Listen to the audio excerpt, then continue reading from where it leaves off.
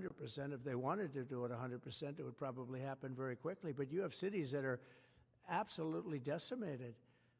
And yeah, I would say that, when they want a seat at the table, you could say the people have to, wouldn't the people of Ukraine have to say, like, it's been a long time since we've had an election. That's not a Russia thing from me and coming from many other countries also.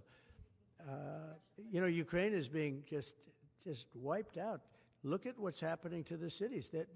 There are cities, there's not even a building standing. It's a massive, you talk about Gaza. I mean, it's literally, these cities look like Gaza. Actually, many have, percentage-wise, more buildings knocked down than in Gaza. So, people are tired of it. People want to see something happen. And, the other thing that it's been bothering me for a long time, because I solved the problem with NATO. They paid hundreds of billions of dollars into the funds of NATO when I said you got to pay, because the United States was paying for European countries, and then they take advantage of us on trade. But I've seen it. Look, they have to pay. They have to find out, where's the money going to? We have, I believe President Zelensky said last week that he doesn't know where half of the money is that we gave him. Well, we gave them, I believe, $350 billion, but let's say it's something less than that, but it's a lot. And we have to equalize with Europe, because Europe has given a very much smaller percentage than that. I think Europe has given $100 billion, and we've given, let's say, 300 plus, and it's more important for them than it is for us. We have an ocean in between, and they don't. But where is all the money that's been given? Where is it going? And I've never seen an accounting of it. We give hundreds of billions of dollars. I don't see any accounting. So I want to see peace. Look, you know why I want? Because I don't want all these people killed anymore. I'm looking at people that are being killed, and they're Russian and Ukrainian people, but they're people. Doesn't matter where they're from on the whole planet. And I think I have the power to end this war. And I think it's going very well. But today I heard, we weren't invited. Well, you've been there for 3 years. You should have ended it 3 years. You should have never started it. You could have made a deal. I could have made a deal for Ukraine that would have given them almost all of the land, everything, almost all of the land, and no people would have been killed, and no city would have been demolished, and not one dome would have been knocked down. But they chose not to do it that way. And President Biden, in all fairness, he doesn't have a clue. What he was so bad for this. He was so bad, so pathetic. It's so sad. But with all of that being said, look, it is what it is. When I left, there was no chance that this could have happened. But it happened because we had incompetent leadership at many different levels. But when you see what's taken place in Ukraine with millions of people killed, including the soldiers, millions of people killed, a big percentage of their cities knocked down to the ground. I don't know how anybody even lives there. When they say they took a poll and Zelensky's at 4%, who's living there? People are, it's hard to believe that people live there. Their cities are being knocked down, and this is something that would have never happened. And by the way, for 4 years, it didn't happen. It was never going to happen. Go ahead. One follow-up question. How would you counter the perception, because Russia's pushing for this, obviously, they don't really hold true elections, that would be a capitulation of some sort. How would you guard against potentially Russia installing a puppet government? And then finally, how would that new election have an impact on getting Zelensky to sign the rare earth minerals deal? Look, you have leadership, and I like him personally. He's fine. But I don't care about personally. I care about getting the job done. You have leadership now that's allowed a war to go on that should have never even happened, even without the United States. Look, we had a president who was grossly incompetent. He had no idea what he was doing. He said some very stupid things, like going in for portions and all of the things. He made a lot of bad statements, but he's grossly incompetent, and I think everyone knew that. This is something that should have never happened, would have never happened. And I used to discuss it with Putin. President Putin and I would talk about Ukraine. It was the apple of his eye, I will tell you that. But there was never a chance of him going in. And I told him, you better not go in. Don't go in. Don't go in. And he understood that. He understood it fully. But I'm only interested. I want to see if I can save maybe millions of lives. This could even end up in a World War III. To be honest with you, you've been hearing now Europe is saying, well, I think we're going to go in and we're going to go. All of a sudden, you're going to end up in World War III over something that should have never happened. And, you know, it's a very sad situation. Yeah, please. In a court filing, the White House said that Elon Musk is not a DOGE employee and has no authority to make decisions. Can you clarify for us today Well, what Elon his Musk, exact role is there? yeah. Elon is, to me, a patriot. So, you know, you could call him an employee, you could call him a consultant, you could call him whatever you want.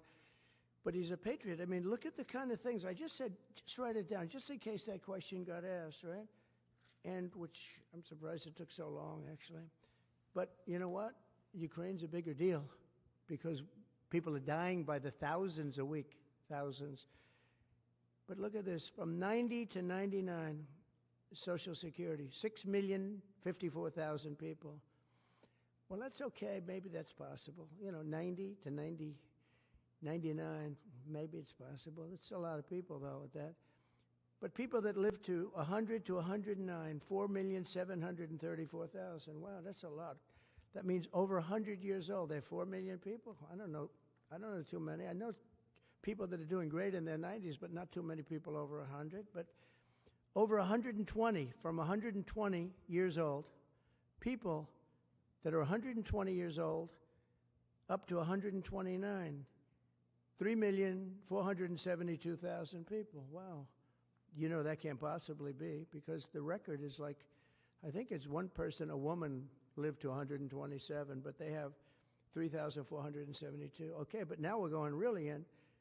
People from 130 years old to 139-year-old, 3,136,000. Wow. I wonder if people are getting paid with all this. I mean, are these checks? And that's what we're checking right now. People from 140 years old to 149 years old, 3,542,000, 140 years old and beyond. Now we're really going because we're looking to break the record by 25 years. People from 150 years old to 159 years old, 1,345,000. These are in the, by the way, these are in the computer files. This is what they do well. They're super. I asked Elon, who are these DOGE people? He said they're super brilliant computer people and they love the country. It's simple. Wait a minute. People from 160 years old to 169 years, 121,000. So 160-year-old people. 170 to 179,000, 6,087. But now, let's go into the real numbers.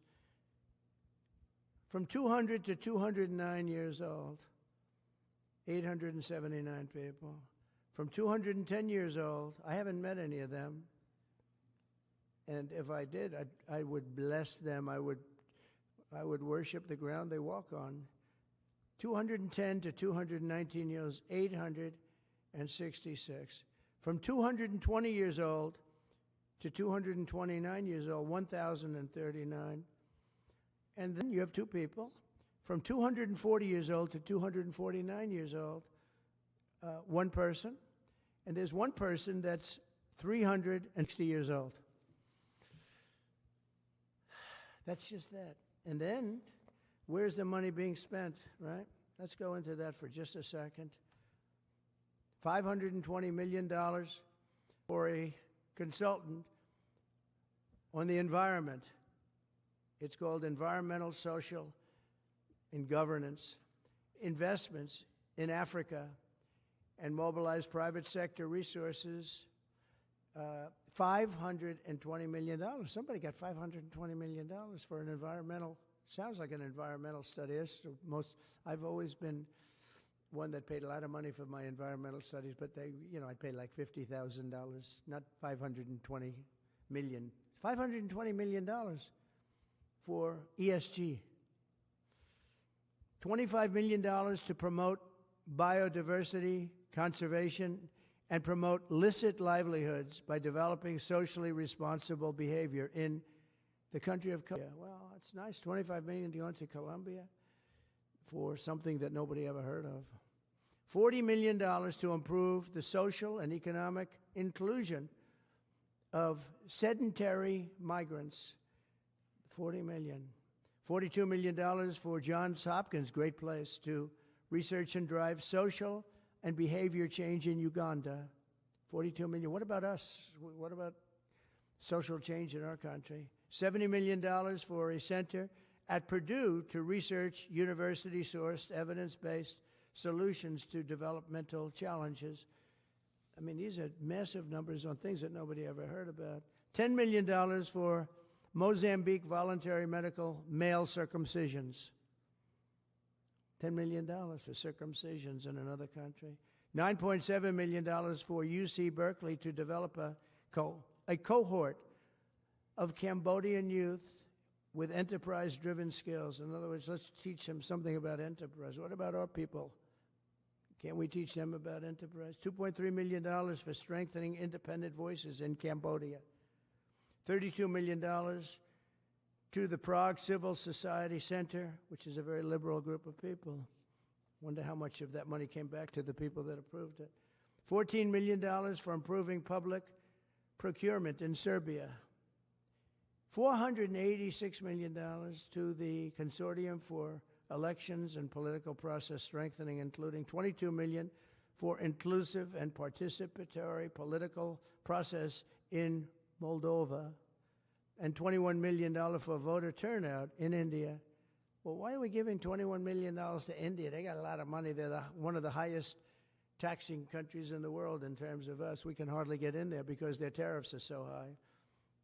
I have a lot of respect for India. I have a lot of respect for the Prime Minister. He just left, as you know, 2 days ago. But we're giving $21 million for voter turnout. It's voter turnout in India. What about, like, voter turnout here? Oh, we've done that, I guess. We did $500 million, didn't we? It's called the lockboxes. $20 million for fiscal federalism in Nepal. Listen to these numbers. This is all fraud.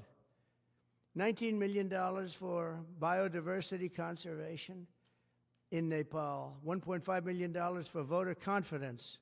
We want to give them confidence in Liberia. $14 million for social cohesion in Mali. $2.5 million for inclusive democracies in South Africa. $47 million for improving learning outcomes in Asia. Asia's doing very well. They're doing a lot better than we do in the schools, aren't they? $2 million to develop sustainable recycling models to increase socioeconomic cohesion among marginalized communities in Kosovo and Ashkali and in Egypt. We're talking about hundreds of billions of dollars. I could, by the way, I could read this all day long. I could go on all day long, and you'll see hundreds of billions of dollars, and we're doing it. But when I saw the Social Security numbers, I said, wow, that's really something. So we have, let's just go above 100 years old. We have millions and millions of people over 100 years old. Everybody knows that's not so. We have a very corrupt country, and it's a sad thing to say, but we're figuring it out. Now, the good thing about Social Security and what I read is if you take all of those numbers off, because they're obviously fraudulent or incompetent, but if you take all of those millions of people off Social Security, all of a sudden we have a very powerful Social Security with people that are 80 and 70 and 90, but not 200 years old. You know, so it's a very positive thing. How about over here? Yeah, please. Your reaction to Michelle King, the head, resigning after the DOGE? Who resigned? The head of Social Security. I don't know. I mean, I resigned or got fired. I think got fired. You know, when you fire somebody, they always resign, and then they say, we resigned.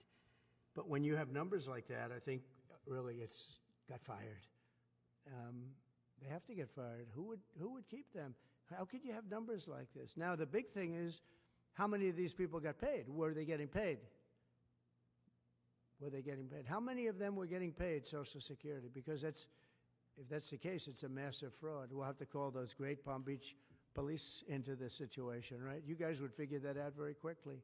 But how many of them are being paid? I mean, maybe millions of them, but it's a total fraud. Also, a lot of illegal immigrants are in Social Security that shouldn't be there.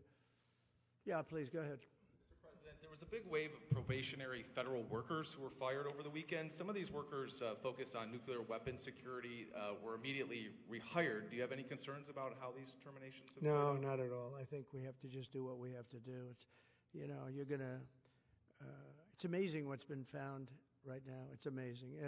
If we feel that in some cases they'll fire people and then they'll put some people back, not all of them, because a lot of people were let go. Don't forget, I got elected on the basis of making our government stronger and smaller, because we have millions of people that obviously they're paying millions of people that shouldn't be paid. And that has also to do with workers. Yeah, please. No, go ahead. Actually, yes, New York Times. Mr. President, given your concerns about corruption, you said that if there were any conflicts of interest with Elon Musk, you wouldn't let him anywhere near it. That's right. DOGE and SpaceX employees are now working directly at the Federal Aviation Administration and the Defense Department, agencies that have billions of dollars in contracts with Musk's companies or that directly regulate his companies. How is that not a conflict of interest? Well, I mean, I'm just hearing about it, and if there is, and he told me before I told him, but obviously I will not let there be any conflict of interest. He's done an amazing job. They've revealed, in fact, he's going to be on tonight, a big show called Sean Hannity at 9 o'clock, and he's on and I'm on, and we talk about a lot of different things. And any conflicts, I told Elon, any conflicts, you can't have anything to do with that. So anything to do with possibly even space, we won't let Elon partake in that. Yeah, please. On immigration, sir, you said you would be sending the worst of the worst to Guantanamo Bay. What we're finding out is that there are a lot of low-risk migrants who don't have a criminal background who are also being sent. Are you thinking about this differently now? No, they're going to be brought back to their countries. And with some persuasion, every one of those countries, everyone in the, as you know, every country is taking the people back. So some of them are going to be brought back to, many of them, any of them that are low risk, as you say, are going to be brought back to their countries. Yeah, go ahead, please. Can you give us a bit of an update on where you stand with Venezuela? Yeah, It's oil. There's basically a monthly license that can soon extend. Well, to you know, 6 we had months. Venezuela on the run, and it looked like that was going to be very good. And when Biden came in, as he always does, he screws it up. And they started buying millions and millions and millions of dollars of oil, billions of dollars, actually, of oil. And it gave them a new life, a new, really, lease on life. But we'll see. We had some pretty good discussions with a lot of people within our government, in the United States government, that are involved in that.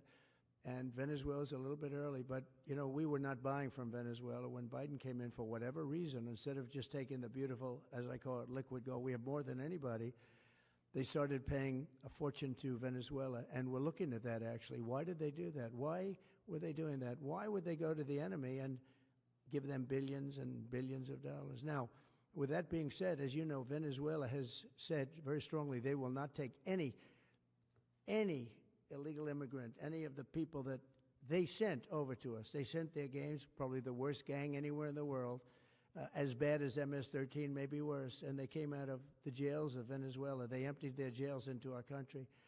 And they said, we'll never take them back. Well, they took them back, and they're taking them back, and they are taking them back rapidly. They were sending a lot of people to Venezuela. They said they wouldn't take them back, and they are taking back.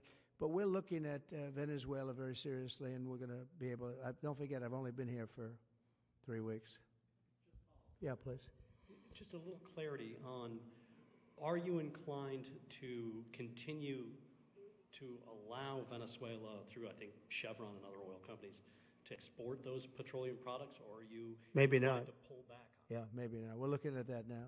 I just got here. When I left, they weren't doing anything. They were ready to go. We give up.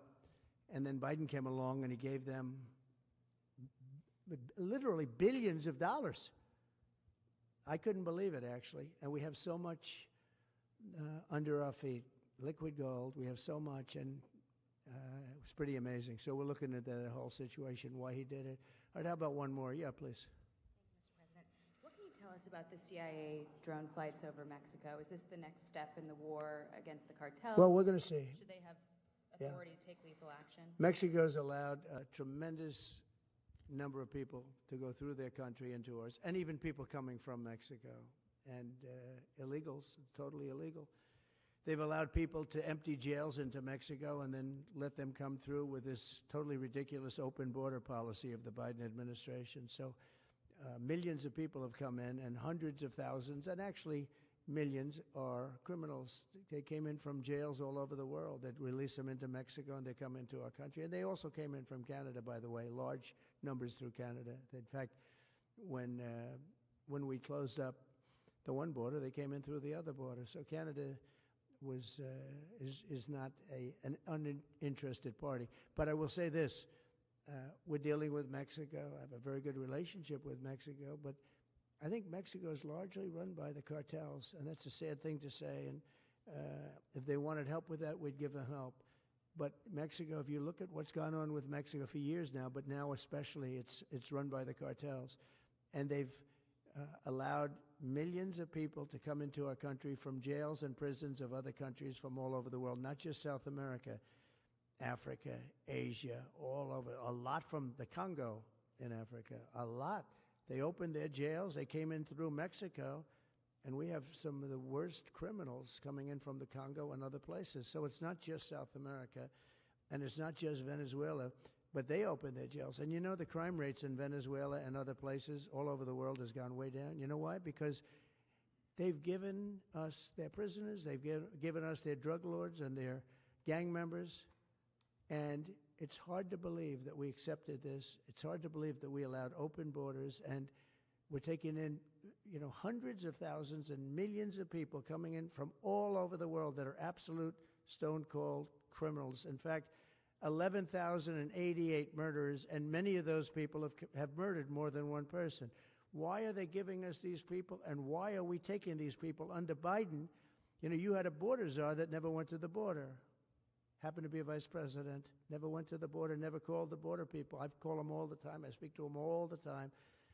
But here's the good news. We have the most secure border we've ever had right now. As secure and even more secure than I had it 4 years ago. And the Border Patrol is doing incredible. ICE is doing incredible. Tom Homan's unbelievable, and Kristi Noem has been just working very, very hard, very, very hard. And we have the best numbers we've ever had, and we're going to keep it that way. And we're going to find out how a thing like this could have happened to our country, because who would allow this to happen? What they've done to our country is so sad. Thank you very much. Thank you.